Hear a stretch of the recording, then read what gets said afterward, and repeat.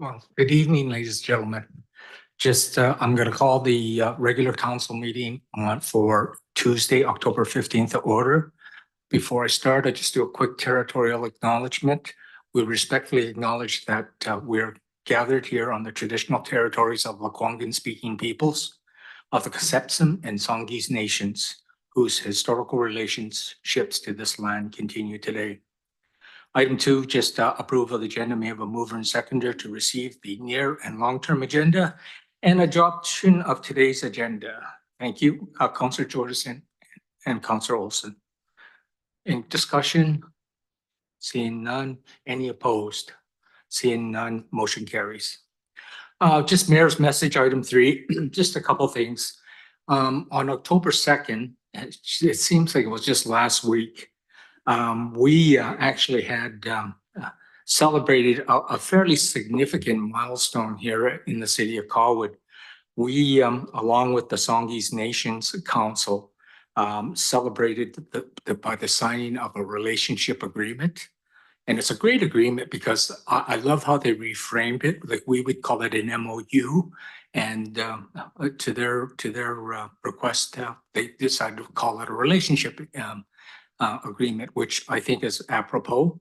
It really describes how we go forward. This agreement is intended to help the community's leadership and staff implement productive and supportive connections and working processes with a view on the future. I'm really proud, and I really want to do a shout and an acknowledgement to staff, particularly Desiree Givens, who's not here in the audience tonight, but she did a phenomenal job in putting this all together. This has been a long time coming, and I believe we're one of the first to have, well, we are the first to have a relationship agreement with the Songhees Nations. So, you know, like I said, our little city of Colwood, we pack a punch. We certainly punch above our weight. So that's a pretty significant a milestone that really proud of, you know, everyone that was involved in it. And, you know, the celebration itself was just a great ceremony. The nations were so happy with this. And so it's all official now. The Chief Sam did sign it off now, and it's all done. So well done. The second thing I just like to, I know that I am sure everyone's aware, we have a provincial election happening right now, and just encourage people to get out there and vote. You can do early voting. Final voting day, the actual election day is Saturday, the 13th of October. So just encourage all citizens within Colwood to get out and vote. Okay, on that note, I will move to item 4, which is the adoption and receipt of minutes. May I have a mover and seconder for the adoption of council minutes from September 23rd and receipt of the Board of Variance minutes from April 25th, 2023. That is not an incorrect date. That's the last time we've had a variance board meeting. Are there, so Councillor Grove and Councillor Olson. Any discussions? Are there any errors or omissions? Seeing none, any opposed? Motion carries unanimous. Thank you very much. Okay, now we get on to our favorite time, public participation. I just love hearing from everybody. So we do have 2 written submissions that were received after the publication of the agenda, and they will be appended to the agenda tomorrow. So I'm going to invite members of the public. I see some new faces here tonight, and it's great to see new folks in council. So basically, for those that don't know the rules, you come up, you stand up there, you push the button to go on. You'll see a green light. You have 2 minutes. And then you'll see an amber light, which means you have about 30 seconds to wrap it up. And then the red light means that's it. We have to wait for the next people. So that's the rules of the game here. And at this point in time, I will just welcome people from the public to participate. Carol Brown. We know you so well now, Carol. Absolutely. Carol Brown, Scenic. Scenic very much wishes to support solar in Colwood. And on that note, Scenic is here this evening to ask for support for the installation of solar panels on the roof of Colwood City Hall in conjunction with the planned roof repair that will be brought forward tonight, I believe. By installing solar panels on City Hall, it is possible for our city to, one, reduce greenhouse gas emissions and help meet its 2030 targets. Two, lower energy costs. Solar panels can generate significant amounts of electricity, reducing the city's reliance on traditional energy sources and lowering operational utility bills. Three, promote sustainability. Installing solar panels demonstrates Colwood's commitment to environmental sustainability and sets a positive example for our community. Let me see, am I at four? Four, enhance the city's image. A solar-powered city hall showcases Colwood as a progressive and forward-thinking municipality. 5, improve climate resilience and disaster response. Solar power can be coupled with battery storage solutions that could make the city hall hardened against power outages and other disruptions. Support and 5, support local businesses. There are several highly rated solar installation companies that operate within the West Shore. Ooh. One very last comment. And we could just start with a maximum number of solar panels that we can afford and then continue to add into the future. Thank you so much. Thank you very much, Carol. Appreciate your comments. Anyone else from the public wish to speak? Okay. Going twice, going a third time. Okay, so I'll end public participation at this point in time. And we'll move on to item 6, which is delegations. And I'll introduce Scott Bradford. He's the Executive Director of Thrive Social Services Society, and Kathy Easton, who's the Director of Implementation for Foundry. And they just have a quick update briefing on the Foundry for us this evening. Thanks very much. Thank you, Mayor Kobayashi. It's our great pleasure to be here today to talk about something very important, and we're very excited about it. We have some good news, and then we have some not so good news. So we're going to share both of those with you. My name is Scott Bradford. I am the Executive Director of Thrive Social Services. You may know it from the last 35 years in this community as Phoenix Human Services. And we provide services for youth, mental health, and children and youth and families that are referred and under the protection of the Ministry for Children and Families. So we've been doing this work with young people throughout this community for many, many years. We changed our name a couple of years ago to Thrive Social Services, so you may know us by that. Before I get into this, what we're talking about here, which is a Foundry, when I was raising my son, we had a very difficult time with him.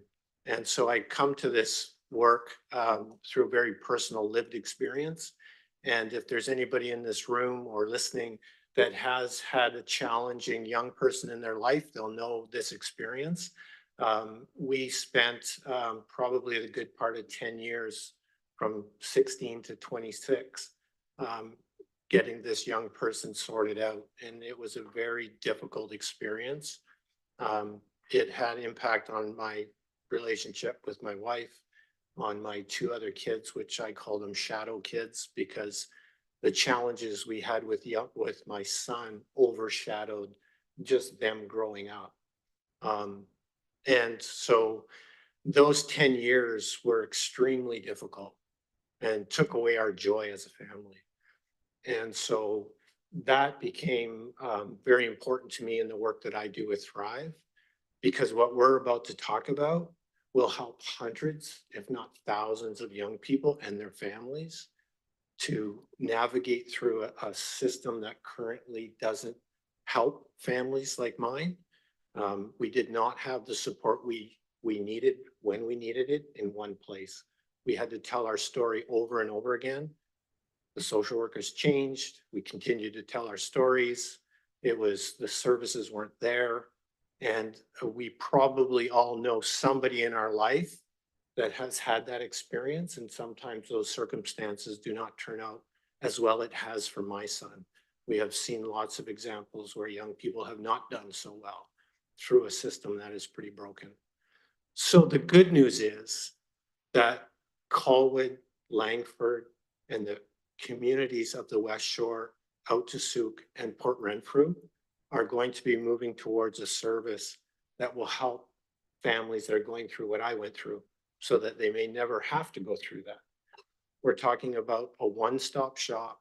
You walk in the door, and whether you're a young person or you're caring for a young person, you will get services, you will get support. It's integrated, and it will help young people from the age of 12 to 24 and their caregivers, family members. It's an incredible service. It's called Youth Foundry or Foundry. It's there are 35 of them across the province. It is a best practice model that is an international model. My colleague Kathy will talk more about that, but this is also relies on the support of a network of trusted social service agencies, which we call the Village Initiative or the Village Network. Kathy and I will talk a little bit more about that. But to make something like that happen, this is the more challenging part of it. It's going to take a little bit of time, but it's going to take a lot of courage, and it's going to take a lot of us working together. And that's the messy part of this, but it's the best part, because what comes out the other end is going to be an integrated service. So parents don't have to run all over town. We also have funding that is coming that is beyond the current funding envelope for services for young people. So there's a lot of wins here. We just have to make it happen. And the only way we can make it happen is together. So we need councils across the region. We need political leaders. We need business leaders. We need everybody playing a role in this. The biggest part is the leadership right now. And I am very happy to say that we have Kathy Easton, who has taken on the role of Director of Implementation for this project. Kathy's been in this community for 20 years as a leader in public health. And she's taken a leave of absence from public health to take on this role. She has amazing relationships with the leaders of social services, with local politicians, with we just scored to get Kathy. So extremely lucky. She hit the ground officially in August, but had already been doing work in July, just on the side of her desk. So very passionate about it. We're very lucky. She's going to take you through a little bit more about what the Foundry is. But we really do have a unique opportunity here in Kathy, because she's able to guide us through this process faster, we hope. So I'll turn it over to Kathy. Thanks, Scott. I think I can use this. So just to drive the point home, I'm Kathy Easton. I'm a Colwood resident. And like Scott said, I've worked in public health in this community for the last 20 years. I have seen firsthand the need for this type of integrated service in the community. And Foundry really is that. It brings the current services together. We'll be doing some service mapping and gap analysis, and we'll get funding to have additional services for the community. The intention is to have a larger hub in the West Shore in Colwood, Langford, as well as offices in Sooke and Port Renfrew. Services that are core to Foundry are mental health, physical health, substance use, sexual health services, as well as peer support for youth, but also peer support for families and caregivers of youth, and the social services. And the intention of this service is to do what we all are trying to do. We all want the same thing, and the same outcome is that our youth grow up and become healthy and prosperous citizens. Oh, you have the slides? Yep. Okay. So Foundry just brings those services all into one place. And I think our timer is counting down fairly rapidly. So we're just going to skip by the video. But for those of you online and those of you in the room, there's several YouTube videos that can show you the type of space that is created in a foundry by youth for youth. The youth are brought together and they provide input into the design, and a very high quality environment is created that really demonstrates to youth how important they are in the community. So this is what we're trying to build together. Scott mentioned the village. This is a network of 60 organizations that came together to write the proposal for the foundry. The partners in that proposal chose Thrive to be the host agency. They're the lead agency. They're fiscally responsible for the foundry. But as part of our partnership in the village, there's still that collaboration of the networks that is going to bring those services all into the foundry. There's a governance structure to Foundry that is across the province that puts youth at the forefront of decision making. Our first Youth Advisory Council met last month, and they have a lot of things to say about what they want to see in their foundry in this community, even right down to the bus routes that they want to make sure that foundry is on so that they can access it. There's also a leadership advisory. We call these our barrier busters. There's intersectoral representation at the leadership advisory. The first meeting is going to be coming up in November. And then we'll have working groups for space and service planning, as well as a funders table. The host agency has, like I mentioned, the fiscal responsibility for the foundry. Thrive will be responsible for the operations when the foundry is open. As well, we also participate in those provincial networks of other foundries, and we lean on our other foundries to learn. And all right. Foundries are well supported by the Ministry of Mental Health and Addictions. We've received $200,000 in funding for this first year. As startup and early costs, salary for project lead for myself, and we will receive up to $1.5 million in capital for the building of a foundry center. We also receive, after opening, $1 million in annual funding for operational costs and programming. So this is a well-supported project.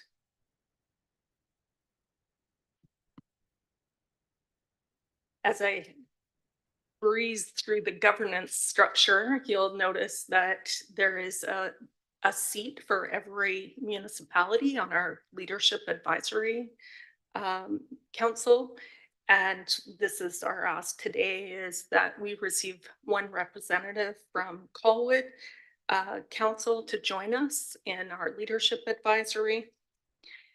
And to put a quantifiable number out there for you, we are looking for 10,000 square feet for the foundry and up to 30,000 square feet for co-located village initiative partners.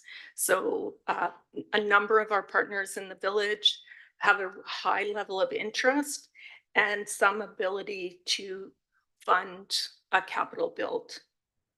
It's possible that we also might need some fundraising. In fact, it's very likely 1.5 million in capital, as you know, doesn't go far.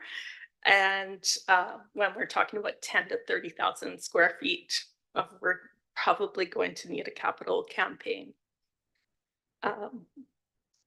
That is all of our presentation, and we invite questions from council.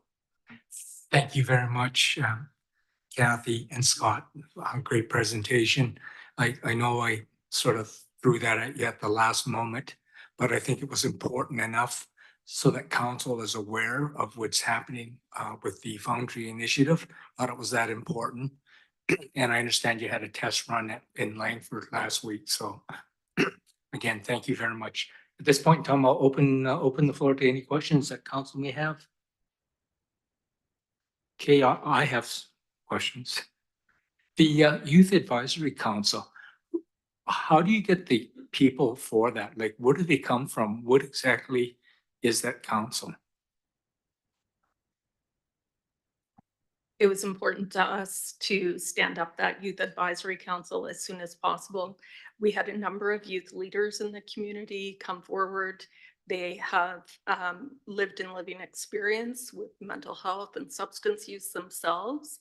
A number of resilient and amazing youth came forward. And then because of the work that Thrive does, we tapped into the team members at Thrive to reach out some of the youth who had participated in programs at Thrive, whether they were youth in care or had received some outreach services from youth. So we really did a quick selection process, but that table will evolve and grow with time to ensure we have a broad representation. So they come from every one of the member municipalities. Is that what my understanding is? Correct, yeah. Okay.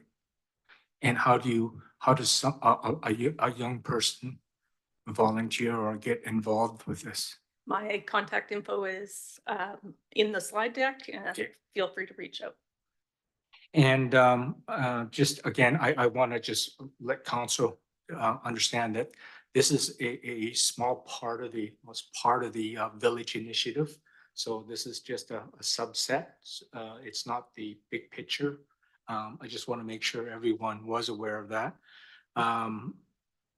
Do you actually have someone that's going to be assigned for fundraising too then? Because 30,000 square feet, you're looking at probably 25 million, right? So, I mean, I'm just guessing here. Because of the strong network of Foundries across the province and the strong support within Foundry Central Office, there is a philanthropy program within Foundry Central, and they can help connect us to large fundraising organizations within Greater Victoria that can support this work. That's great. Yeah. That's a great answer. Thank you very much. And yeah, I guess, is that the 1.5 million a year from the province for your operating costs? Is that enough to cover? Is that a sustainable amount over the years, or? The 1 million in operating, probably not. We should expect to see that grow annually, and based on our community needs, we can put forward a case for additional resources. We may need to fundraise programming dollars. Kelowna, for example, has done that. $500,000 a year is donated to the Foundry in Kelowna through the hospital foundation there. Super. And if there's no other comments, I'm going to make a motion here. I would like to nominate Councillor Grove for the leadership advisory membership. I did talk with him and he was aware of this, and he more than happily volunteered his time for this. So if I can just get a seconder and you get your wishes, please. That's Councillor Olson. Discussion. Seeing none. Any opposed? Seeing none, motion carried. Congratulations, Councillor Grove. And you've achieved what you were looking for tonight. Done. People would like to engage invite you to give me a call. What you and Scott are doing right now is just phenomenal. I honestly, sincerely truly feel that way. So I certainly want to give you my fullest support on this. So, thank you very much. Thank you. Thank you. Okay, item 7 is the consent agenda. There's only one item in the consent agenda, backpack project. If that's okay, we can, okay. Councillor Jensen is going to move the motion, seconded by Councillor Grove. Discussion. Seeing none, any opposed? Thank you very much. Motion carries. Thank you very much. Okay, we'll get on to new business. And, sorry. The first item is the annual Colwood Rent Bank report. Bhavina Patel, are you presenting, Bhavina, or are you introducing? Okay, come on up, Bhavina.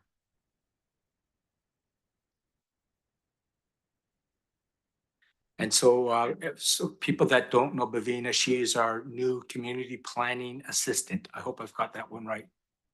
Thank you very much. Okay, thank you. Good evening, Mayor and Council. Thank you for your time tonight. Yeah, I guess I'll introduce myself again. My name is Bhavina and I'm the new community planning assistant for the Colwood community planning team. Today, I'll be introducing the presenter for the Colwood annual rent bank report. The purpose of today's presentation is to provide an update on the rent bank program. The program is operated by the Community Social Planning Council and BC Rent Bank on behalf of the City of Colwood.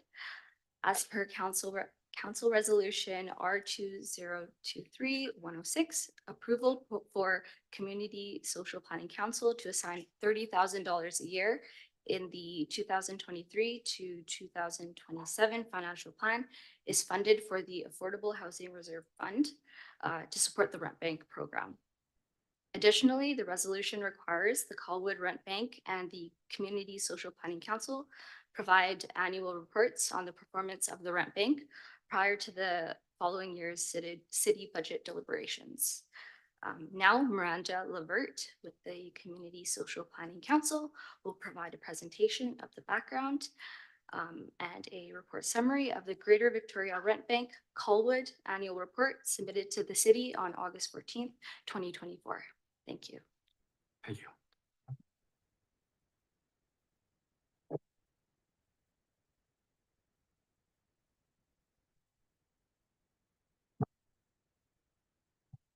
Thank you, Bhavina. Mayor and Council, thank you for your time this evening. My name is Miranda and I'm a case manager for the Greater Victoria Rent Bank, and I'll be presenting the Colwood Rent Bank report tonight. For those of you who aren't familiar with our program, the Greater Victoria Rent Bank provides interest-free loans for eligible individuals who are going through financial hardship to help them secure their housing and sustain their housing going forward. I would also like to thank you for your ongoing support of the program. We really appreciate and value all the efforts that you put towards.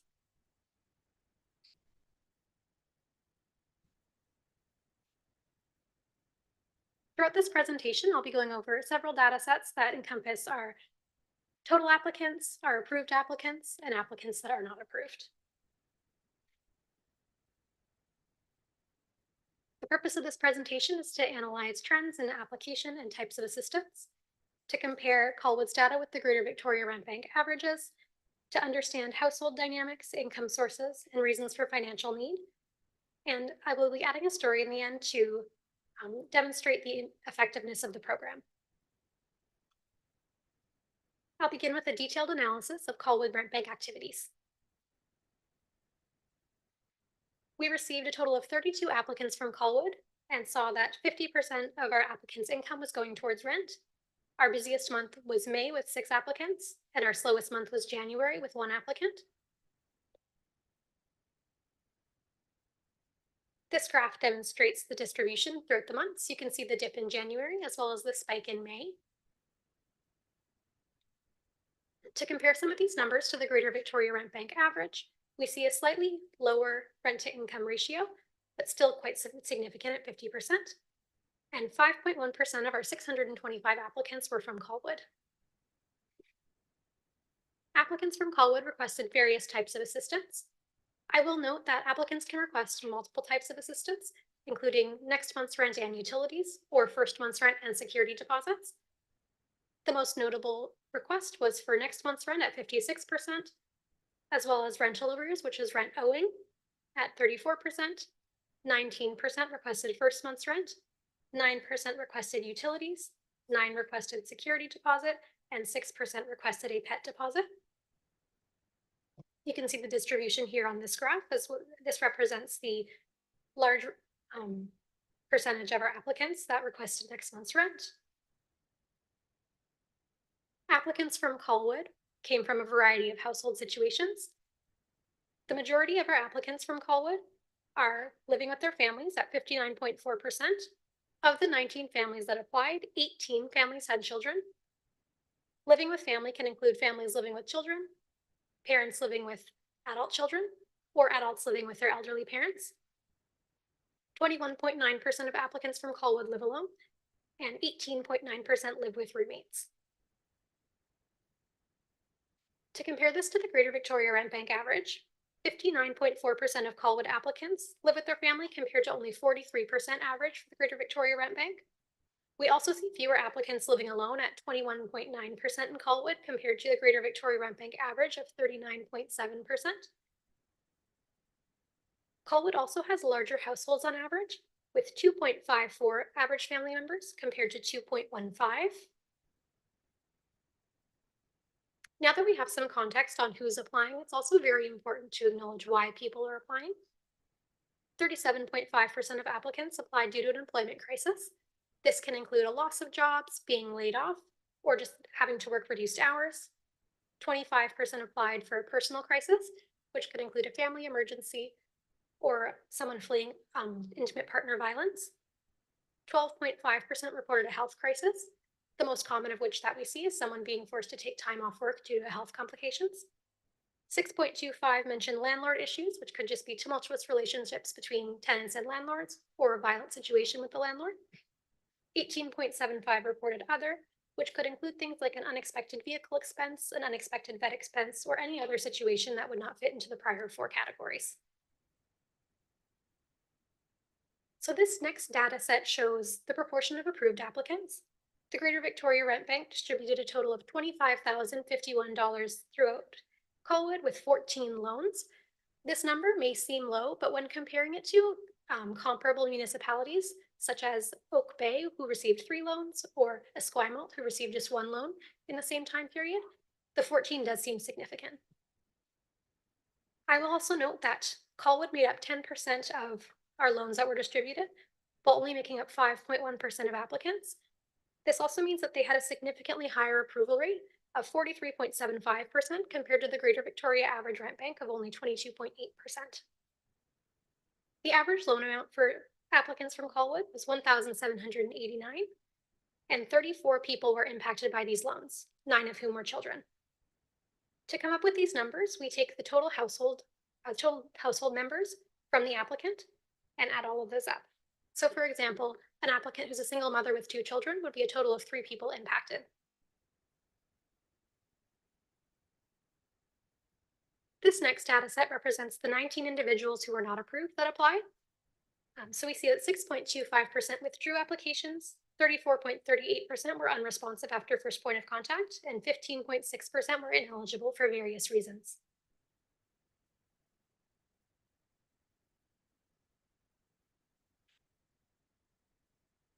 Applicants from Colwood received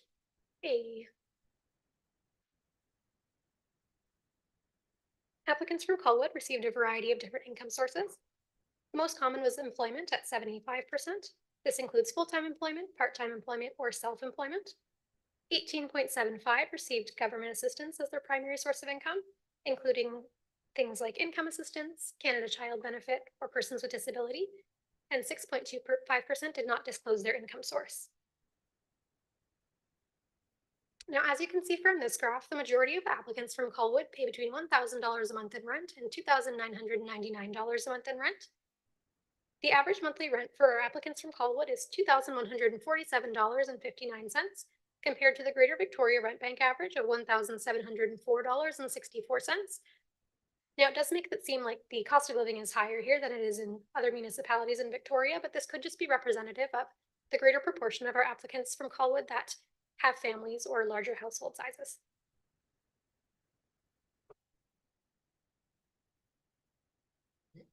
So on this slide, you can see some quotes from our applicants who are expressing their gratitude for our program.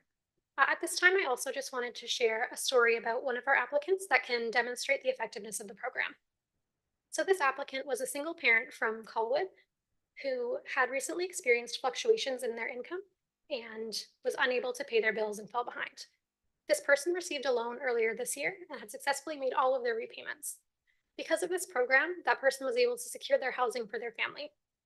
They reached out to express their gratitude and say that they can use this as an opportunity to build some more stability for their family going forward. I think that the fact that they've made all their repayments successfully and have been able to incorporate that in their budget is a testament to their stability right now. Thank you guys for your time, and I'd like to open it up to any questions. That's a great presentation. Thank you very much. Actually, I like how you cut it up into pieces, you know, very, very easy to understand. Very well done. But before I have my questions, I will open the floor to council and Councillor Jensen. Thank you, Worship. I wrote down a couple of things as you were talking here. It's all there in quite a lot of detail. But, what I didn't get is that the sum of all applications from Colwood? Like anyone who made an application was accepted? Or is there a distillation process or?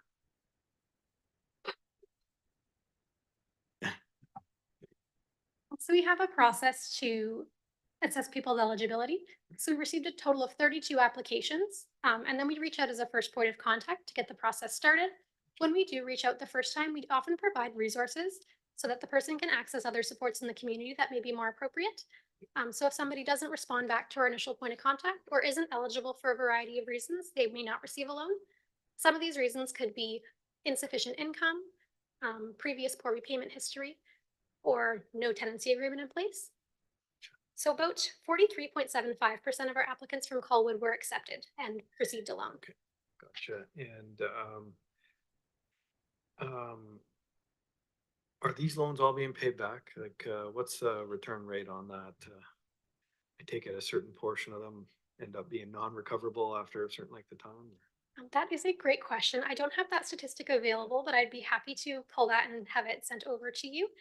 I will say that some of our loans don't have a repayment rate recorded yet, just because we generally give people a buffer after distributing them so that they have a chance to rebuild their savings. Okay, so I was more interested in the process, not the actual number, but yeah, so I take it they're given a length of time to repay it, and we work with these people that clearly have a need and extend that duration as necessary kind of deal. Yeah.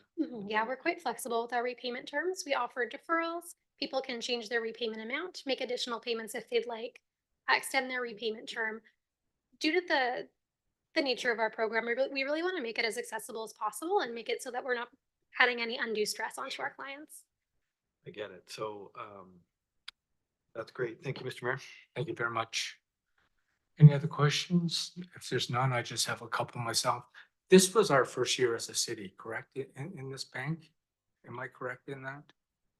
I actually, Participation? Can someone tell, Jen? If I may, Mayor Kobayashi, this is the city's second year, I believe. It's not our first year participating. I believe it's our That's great. second year. I just want to make it's a comment first of all, before I ask my question. For a change, this is the very first time I've ever seen us use a service and we're getting more than our fair share back, which is holy mackerel. I mean, I'm just sitting there in a bit of shock, you know? So thank you very much, which leads me to the second question. So all the participating municipalities, we contribute to this one big pot, is that correct? And it's distributed by who? Like who's making the decision on who should get the money and who should not be getting the money? I think someone knows the answer. Please, come up front here, please. Dr. Cook, Oh, Executive Director. So I was just here to support Miranda in case there was any questions. Okay. So not all of our municipalities are as good a partner as Colwood. Okay. Certainly we work with all our municipalities to contribute. I would say that a large proportion, certainly of our referrals come from Victoria. and certainly a large proportion from Saanich. So we do get contributions, but some of that is it's more up in the air, certainly than Colwood is. And so your commitment around that is certainly very helpful to sustain the ongoing level of service that we provided and have some certainty. At least around loan capital, because basically all the money we bring in goes out in loans, essentially, and the operational dollars come through a different source. So the determination around who gets a loan is really around the eligibility criteria and really the greatest need. So if you're eligible, you get it then. So essentially, and certainly Miranda can speak to this, but we have a loan allocations committee that's made up of community volunteers who have a financial background, who look at each case with the case managers presenting, myself included, and then we make a determination looking at a number of factors. If there's outstanding information that's required, we go back, we pull in that additional information. So essentially, we work very hard to try and ensure that every person is successful. And if they are not able to access a loan, a microloan through the rent bank, there are multiple other resources that are provided, including those internal within our own organization. So we certainly don't turn people away without a hand, but there is basic income requirements that is set by BC Rent Bank. And so we are working very, very hard to always advocate for our clients. Miranda and her team are going to Vancouver to meet with the other rent banks, and certainly they're talking about a lot of these issues to make sure that we are as responsive to the needs of our people in our community as they are in other areas of the province. Thank you very much, Dr. Cook. That's so well explained. Thank you. Okay, and I'm finished with mine, but Councillor Olson has a quick question. Thank you through the chair. This was a great presentation. I just had a quick question about the loan repayments and what the interest rates are. These interest-free loans that, yeah, they are. Okay. For individuals that can't access other government assistance or crisis grants. So we want to make it as accessible as possible and not put anybody in a worse financial situation. Oh, that's great. Thank you. Seeing no other questions, thank you very much, Miranda. Great presentation. Thank you. Thank you for your time, Mr. Mayor and Council.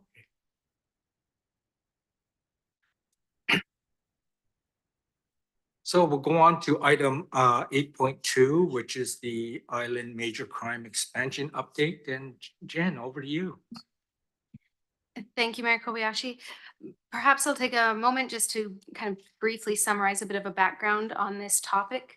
This is the second time that this topic has been in chambers. As you know, earlier this year, the Ministry of Public Safety announced the Island Major Crime Unit, which is a newly created island-wide integrated major crimes police unit within the BC RCMP. Major crimes are defined as homicides, attempted homicides, missing persons, etc. Investigations into these crimes require specialized training, expertise, which many RCMP detachments do not have that specialized expertise within the detachment. So with the introduction of this proposed expanded unit, the province really highlighted that the current integrated service available to island municipalities, which is referred to as the Vancouver Island Integrated Major Crimes Unit, that model is financially unsustainable and requires adjustments to address the increasing complexity of homicide investigations. As well, that model requires increased resourcing to meet modern judicial requirements. Not all municipalities on Vancouver Island currently participate within VIMQ. The West Shore RCMP detachment, of which we are a member, does participate. So we currently provide the equivalent of approximately 2 members to this detachment. And so Colwood's costs would be about 25% of that, or about $100,000. We are not requisitioned separately for that. That is through our authorized strength for the detachment. So with this introduction, we were invited to attend a symposium to receive some of this background information that is attached to the staff report. And following that symposium earlier this year, preliminary cost estimates were shared. So the preliminary annual operating costs for this proposed integrated unit is a little over $22 million. Colwood's proportionate share is estimated to be around $360,000. So since those cost estimates were shared earlier this spring, the city has participated in a number of conversations, both with other municipalities in the region, as well as with staff from the ministry and from the RCMP, to try and get an understanding and to glean a little bit of clarity over how costs would be recovered from participants, what's driving what I would suggest is a significant increase in cost. We have heard loud and clear that the current model is not sustainable and that more resourcing is required. However, there have been a number of questions that municipalities have raised that we have not yet heard answers to. We were initially given a deadline of mid-September 2024 to indicate whether or not we would be interested in participating in this service. I believe because of a lot of the conversation that is generated, we've been led to believe that deadline will be extended. We were having conversations. Neighboring municipality, Machosen, hosted a group from the ministry, the RCMP, as well as the West Shore municipalities a few weeks ago. And there was acknowledgement that, yes, there are questions that remain unanswered, and that the ministry is keen to, continue working to provide that information so that municipalities do feel like we can make a decision. The staff recommendation before you is simply that you direct administration to continue these conversations. In my opinion, there is a lack of clarity over the financial implications. And in my opinion, it would be prudent to get some of this information before this council makes a decision on the city's commitment.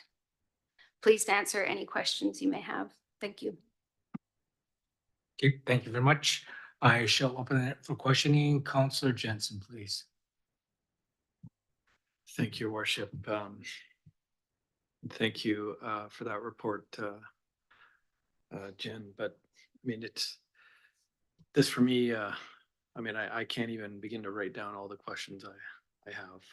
This is a big nut to crack. And when I look at this on the face of it, say, what is it, roughly 400 grand per year.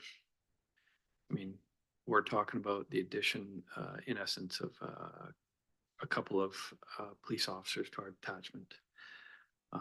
I think what's been presented is a Cadillac version. I don't see any options as in, a lesser pared down version. We investigate these crime types. These ones here will contract. Like it seems to be like an all or nothing proposition, nothing a la carte. And I have a problem with that.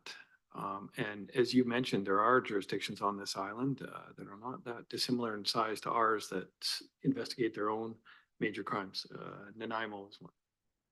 They staff a team of detectives and they investigate all crime types, including homicides.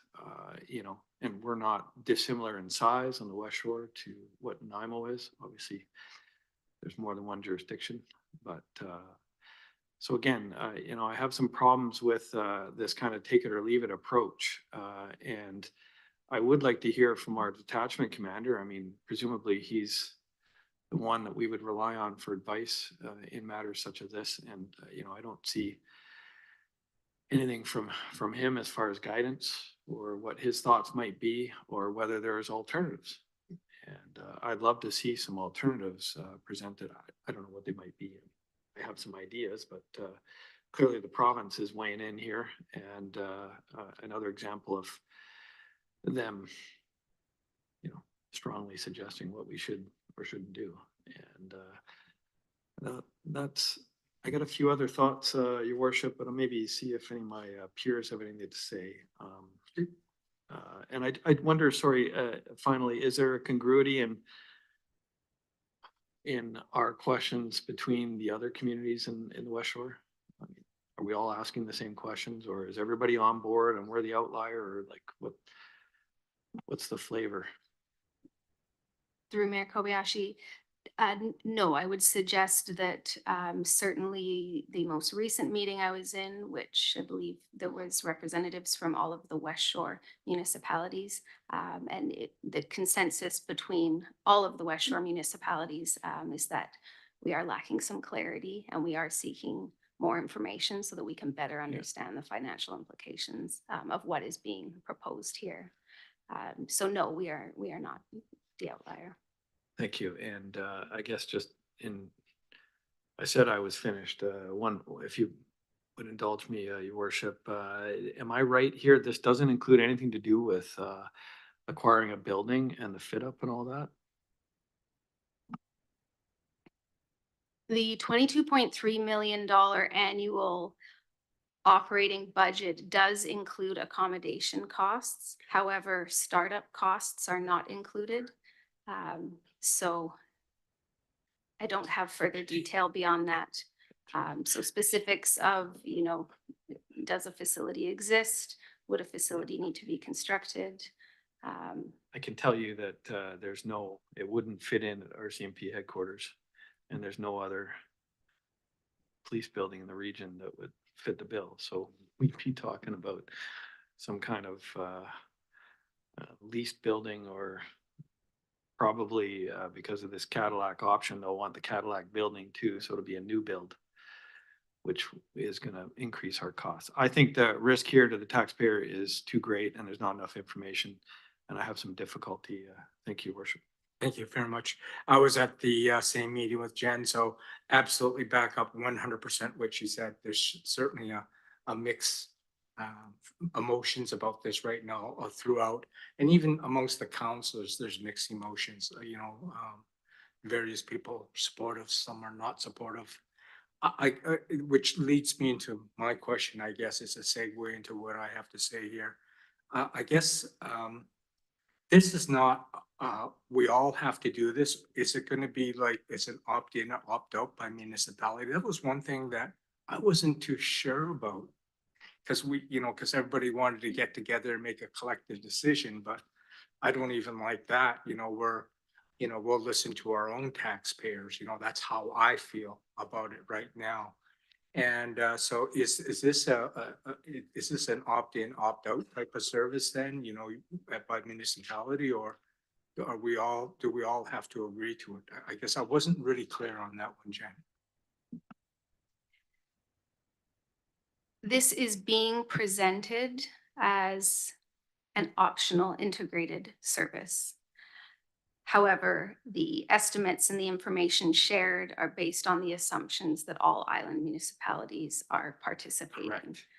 So it has been acknowledged, that should some municipalities, jurisdictions elect not to participate, there will be an implication in terms of, what the believed resourcing needs are.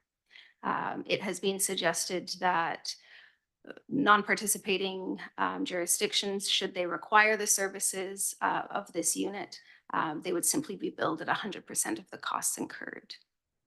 So this leads to my second question. So what I found right now is that we're all sort of sticking our hands up, but there's no one coordinating all of us right now. It just seems to me I don't know, it's pretty wishy-washy in how this is being run right now. It's participate and don't participate, and like no one's sort of taking the bull by the horns, as I would say right now. Which leads me to my last question, which is realistically, because of this delay and the provincial election coming up, what is really the realistic date that we could ever even expect to start this, and is it in reality not till 2026?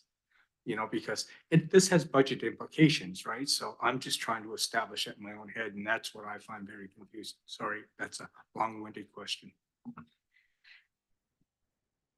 So what I can say is, in terms of, who's taking the lead, when we met with Machosen last month, there was, a summary of what was discussed that was returned back to the ministry. The regional CRD, regional CFO group, we have participated in a couple of meetings together. There's been a lot of correspondence. We are trying to, ensure that our feedback is consistent where possible.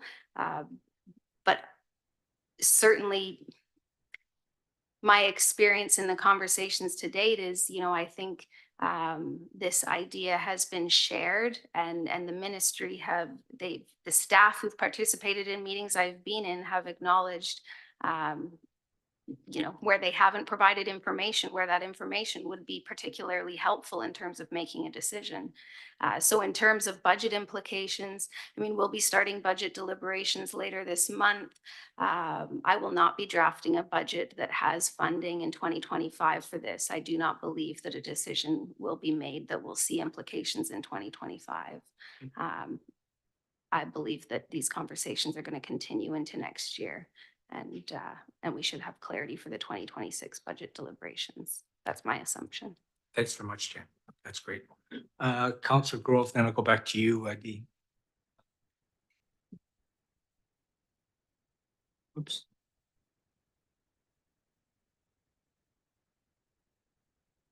That was good, eh? I hear the discussion and would add my own uncertainty about what's going on. I just would like to make sure the recommendation, and I could support it if it's to go back and includes questions, a complete gamut of questions that we're hearing tonight. It's not just a fiscal thing for me either. I think there's this notion of opting in and opting out of major crime investigations just doesn't make sense. The borders are pretty much uniform. And does that mean they somehow have a way of separating an investigation by jurisdiction based upon who spends what money? It just gets messy real quick in my mind about where that flows. I don't like the sound of the structure, and I don't understand how major crimes investigations can't be handled in the West Shore detachment that we have, and is part of the regular funding. So I don't even understand the policing aspect enough to know why it's being separated out as a completely separate unit for separate consideration. And that's just my own lack of knowledge about the subject. So anyway, I can support this recommendation if that's what it means about, the range of questions we've heard. It's reassuring to know that it's not going to be in this year's budget, or because I couldn't support it that soon, I don't think. Yeah, so it's not a question, is it? Except I guess asking a reassurance that this broad range of inquiry that would continue on is well represented then. Through the mayor, to be clear, following tonight, the council resolution along with this staff report, we would share that with our ministry contact.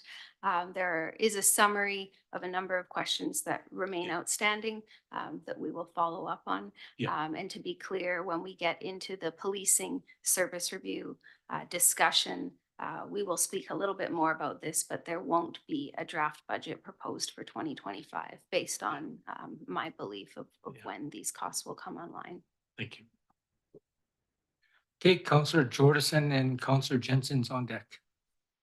Thank you, Mayor. I just had a question. Superintendent Preston hasn't provided any clarity on this or any comment on it so far. Through the mayor, Superintendent Preston has been in the room for these conversations. There have been points made both about the resources that exist within the West Shore detachment right now that support VIMQ as it is, and the option that, perhaps additional resources could be dedicated to the West Shore RCMP detachment to further support that work versus resources to support the proposed island major crime. I would suggest there's been no definitive comment, but certainly from what I am hearing, it would be helpful. Superintendent Preston is expected to be here for the policing service review. Okay, thank you. I just wanted to agree with other councillor colleagues at the table here that I think the staff recommendation is what I would support. I definitely think there's a lot of lack of clarity and information for sure. So thank you. Counselor Jensen. Yeah, thank you. And I won't belabor the point because I think there's been some good discussion, there's been discussion about whether that could be repatriated back to the detachment. And I would like specific feedback from the detachment commander or his staff on what that might look like as an alternative for us when we're making our decision. Do you need that in the motion, or is that direction good enough, or is that going to happen organically? Through the mayor, that direction is sufficient. Thank you. And, you know, I have some experience in these matters to some degree, but the ask here that's being asked for goes beyond the service that's provided by the Vancouver Police Department to the city of Vancouver.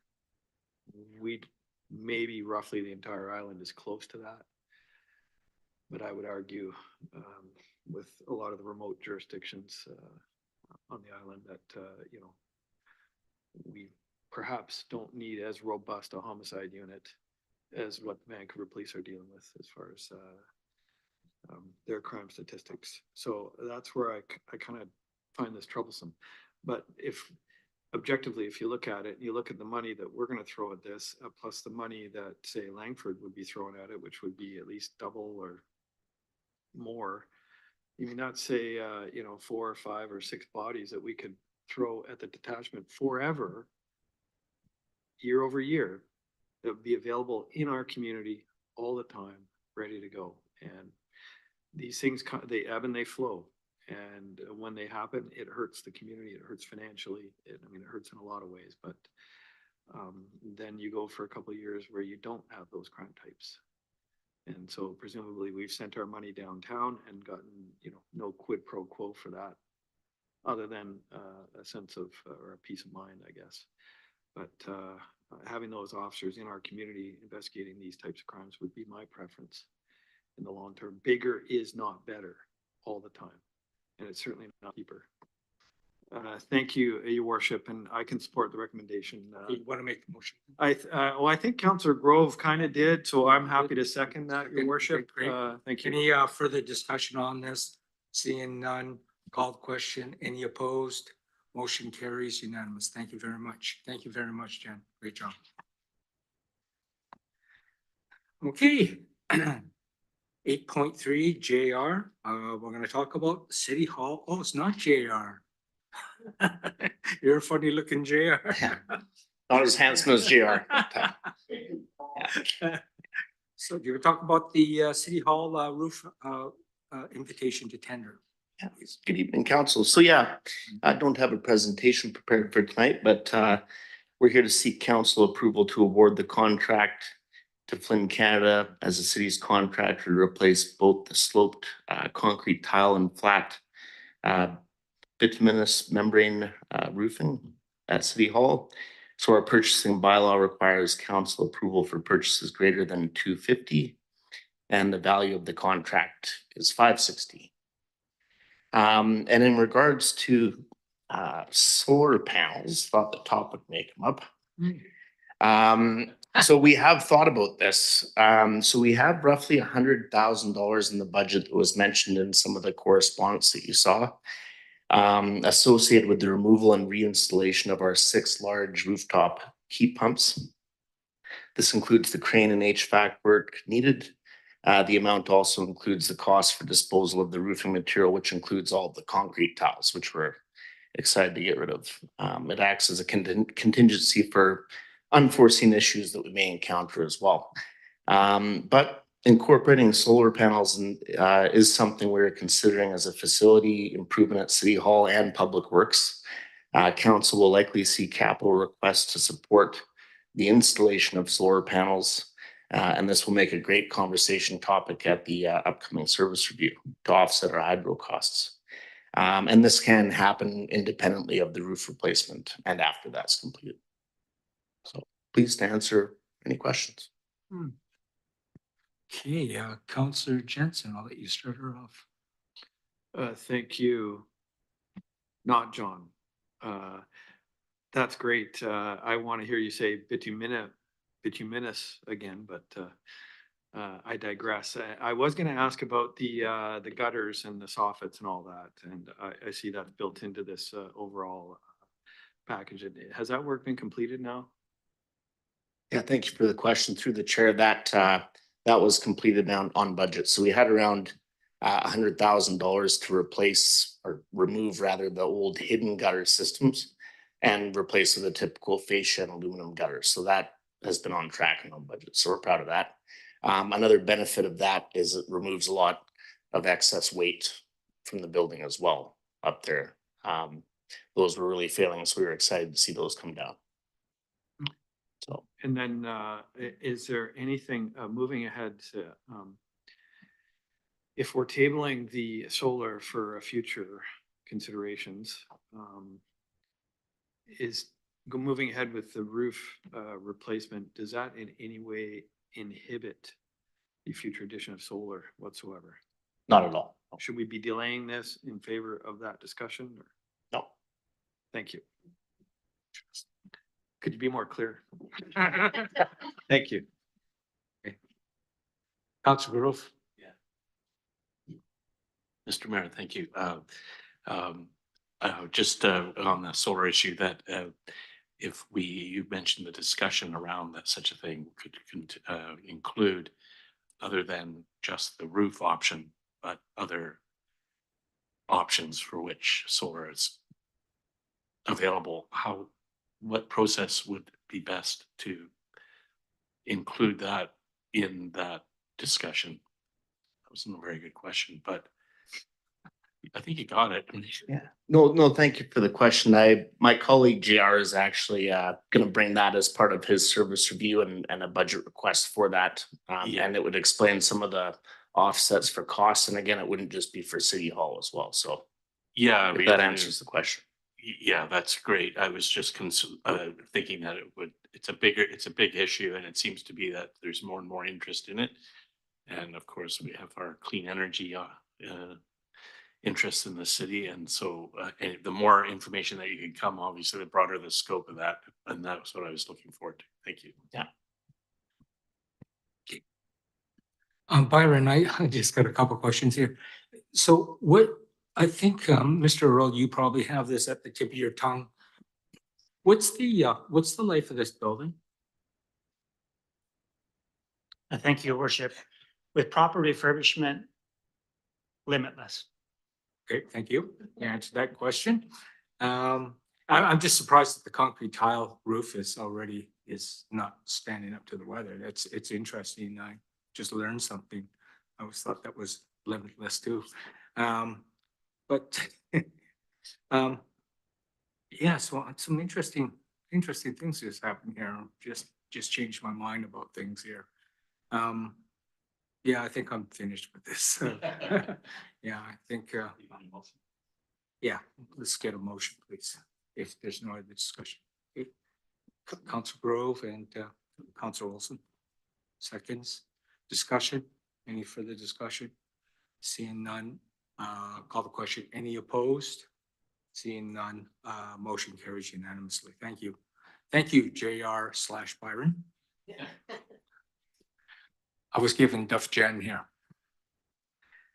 Okay, we'll now move on to bylaws. Our first one is 9.1, which is bylaw number 2004-1, permissive tax exemptions 2024 to 2027, amendment number 1, first, second, and third reading. Jared, are you ready with something here? Thank you.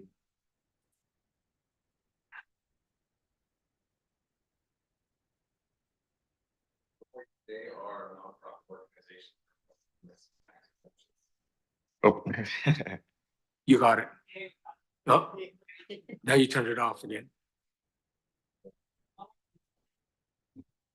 Good now? Okay. This is the second year of the 4-year term. In 2023, council approved the full term of permissive tax exemptions for years 2024 to 2027. However, off-cycle applicants are considered annually.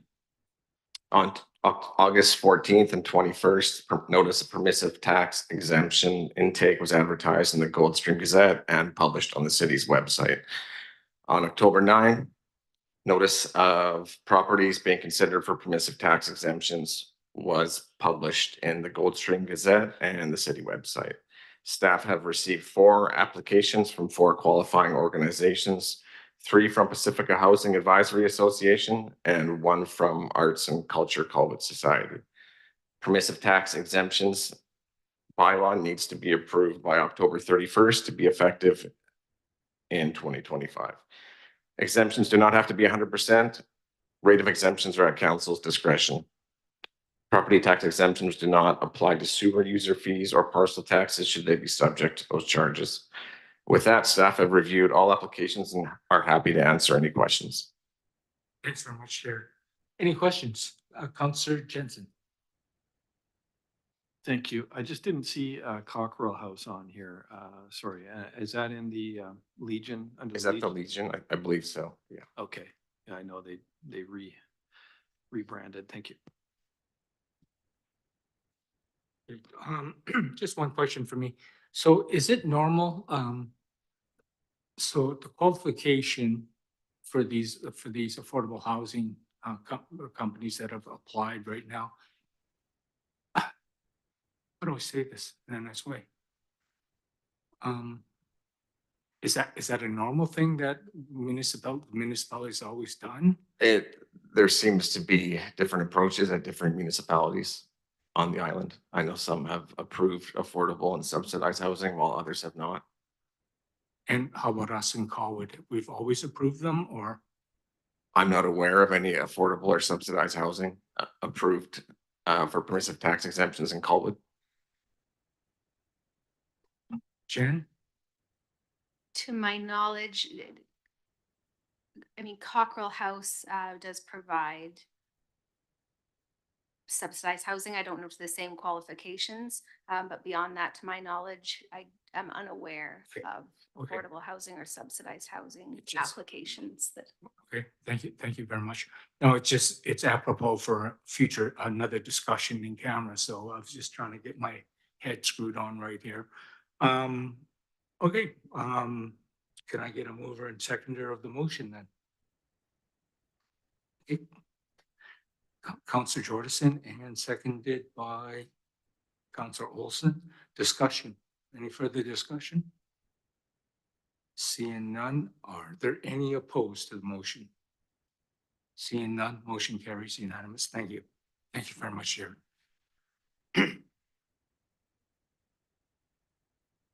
Okay, the second item is bylaw number 2021-01, the 5-year financial plan amendment, 2024-22-28. Did we have that last one? We're allowed to do all 3 readings in one motion. Okay, thank you. Just for clarity. 3rd reading as amended. And Brian, are you saying anything on this one?